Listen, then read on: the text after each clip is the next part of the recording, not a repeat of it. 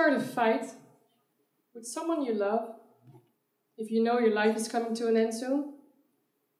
I don't think you would, because I was there. I wasn't there just once, and I wasn't there twice. I've been there 3 times. Honestly, I considered myself as an expert in dying. But others, they always call me an expert in living. True survivor, they always say. When people say that very often, you start to wonder, right? Now it seems I come from a long line of survivors. These are my grandparents, Gerard and Jopie. Now Gerard was a captain on the Holland-America line, when one day he was asked to navigate as a commander for KPM, which was the biggest shipping company in the world. KPM stands for Koninklijke Pakketvaartmaatschappij. They were navigating between Holland and Indonesia. Because of his job, he had to move there. And each time he set foot in Holland, he would of course visit his friends and family as much as possible. But there was always this special girl he liked. And in those days, they started to write letters to each other. And one day, he asked her to marry him. And she said yes. So she moved with him to Surabaya. They created a really happy life together. And also they got 2 beautiful children. Here you can see Gerard and Jopie with my aunt and my father. Now this looks like a really happy family picture to you, doesn't it? Right after this photo was taken, the war began. Japanese soldiers entered their lovely home and took them and separated them. Gerard was taken to Thailand. He had to work as a prisoner of war on the Burma Railway. You might know from the movie Bridge over the River Kwai. He was held there for almost 3 years. And contact was almost not allowed. The only contact that he had was through this little note. Sometimes he did not even know if his wife and children were still alive, and vice versa. This note was made by the Japanese. As you can see on the back,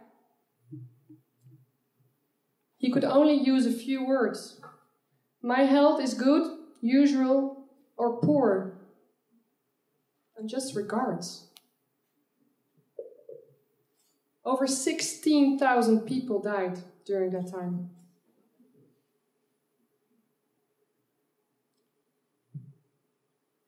I cannot even imagine how that must be. He had to work in very tough tropical conditions.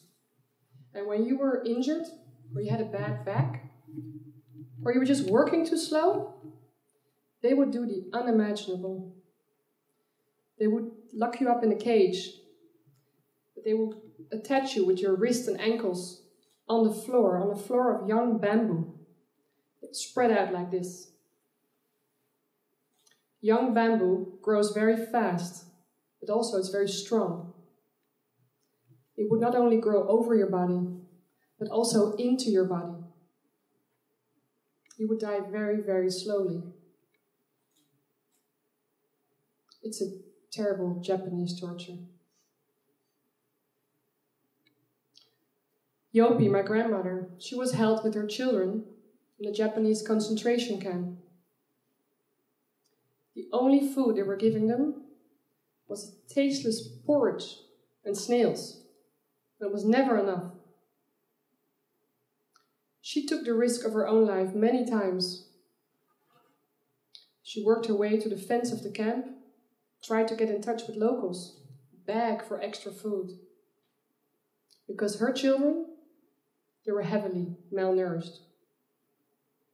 When the war was over, my grandfather and my grandmother, they got out as real survivors. My grandmother went home and she cleaned the house, made it ready for Gerard's return. And when he came home, what a happy family reunion it was. By the time I met my grandparents, something always struck me. It's the way they treated each other, always with so much love and respect. My grandmother, she was always smiling at me. And she was saying, "Oh, honey, I'm so curious what life will bring you." I can tell you what life brought me.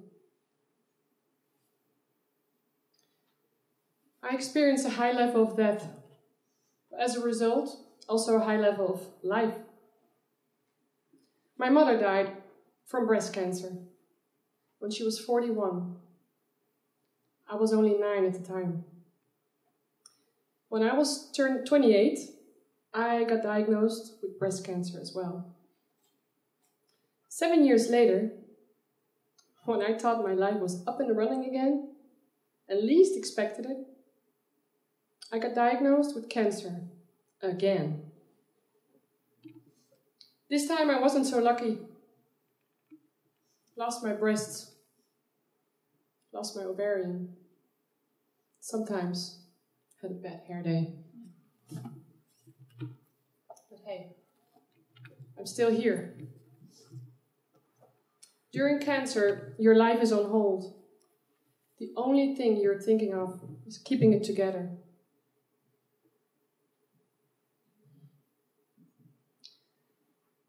My partner took really good care of me that time, day and night in the hospital. It actually reminded me of the loving relationship between my grandparents. The recovery rate of a second diagnosis of cancer aren't so high, but I fought for it and survived.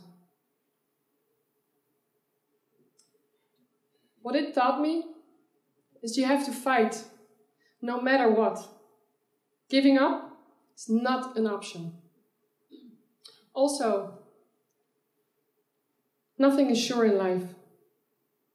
Not my house, not my health, not my job, not your relationships. What also life taught me is to not take it for granted.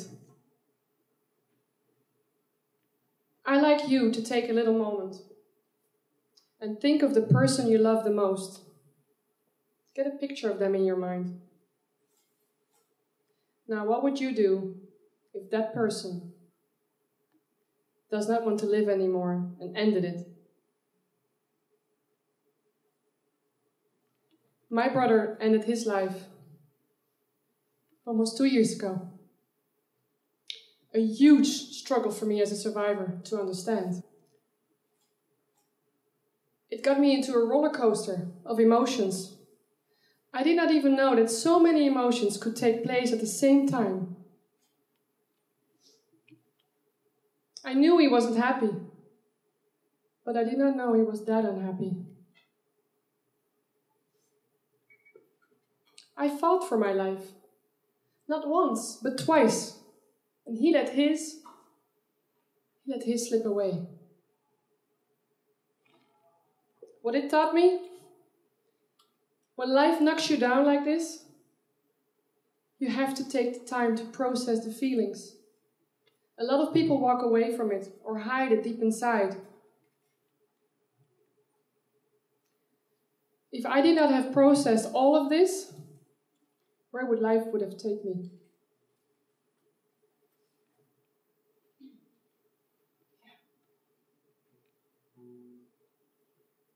Also, why my brother committed suicide?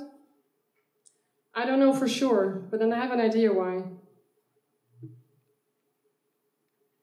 He tried so hard to be a good father, and a husband, and a friend. But when you give up everything for another,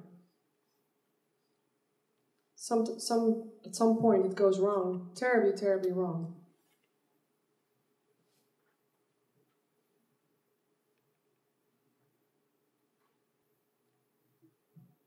When I see people fighting, it makes me so sad. So, as you have heard, a lot of big challenges got into my life so far. I could have given up many times. But we are much stronger than we think we are. I learned that from my grandparents. So you see, these challenges, they really changed my view of living. People are fighting about stupid things. What a waste of precious time.